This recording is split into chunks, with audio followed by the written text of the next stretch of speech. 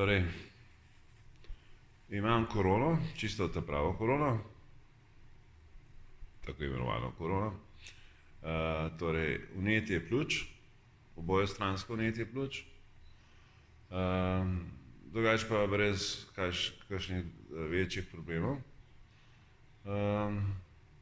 Bil sem v bolnici 2 dni, pa sem samovoljno zapustil bolnico, tukaj na Reki. Kot prvo, to ne privoščim nobenemu biti na covid oddelku, kaj to je čist izven. To je, to, kar se tam dogaja, je groza. Predvsem, kadar pade tema, kadar je noč, pa so luči razsvetljene, ljudje stokajo, vpijejo. Skratka, zelo hitro bi človek tam noter umrl, če bi ostal, vsaj po moje, zato sem jaz rajši pobegnil domov. Zdravila proti tej tako imenovani covid pljučnici tako ali tako ne obstaja. Je pa res pomembno to, da ima saturacija kisika v redu, in jaz imam že ves čas. Že odkar sem zbolel, imam vse skozi tam 95, 96. Zadnje dneve mi je nekoliko padla na 92, 93. In ob dopustu so mi rekli, da moram paziti, da mi ne pade po 90. V tem primeru potem naj pokličem prvo pomoč, da me odpelje v bolnišnico pač na kisik. To še ne pomeni ventilator, ne, ampak da dobiš čiste cevovčice v nos, kar sem nekaj ur dobil v pregledu, v prihodu v klinični center. Drugače je pa tako,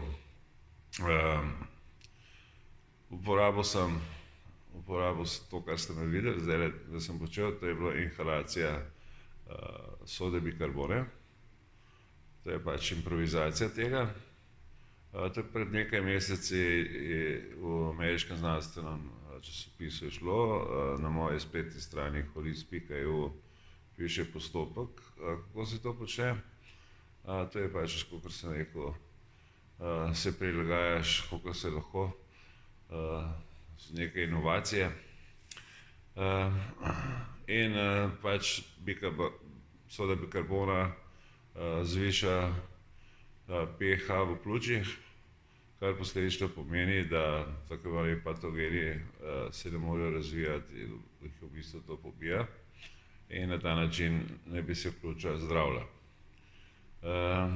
Zdaj, ko sem doma, sem začel piti, ker jaz prej nisem, sem zelo malo pil, jedel nič, v bistvu skoraj nič.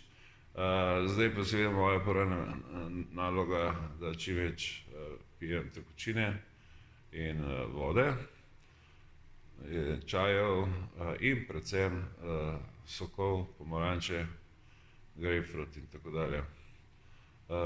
Jemljem večje doze C-vitamina, tam 5-6 gramov na dan, potem tam 8000 mednarodnih enot D-vitamina, potem je tukaj cink, selen, jemljem pa tudi lekadol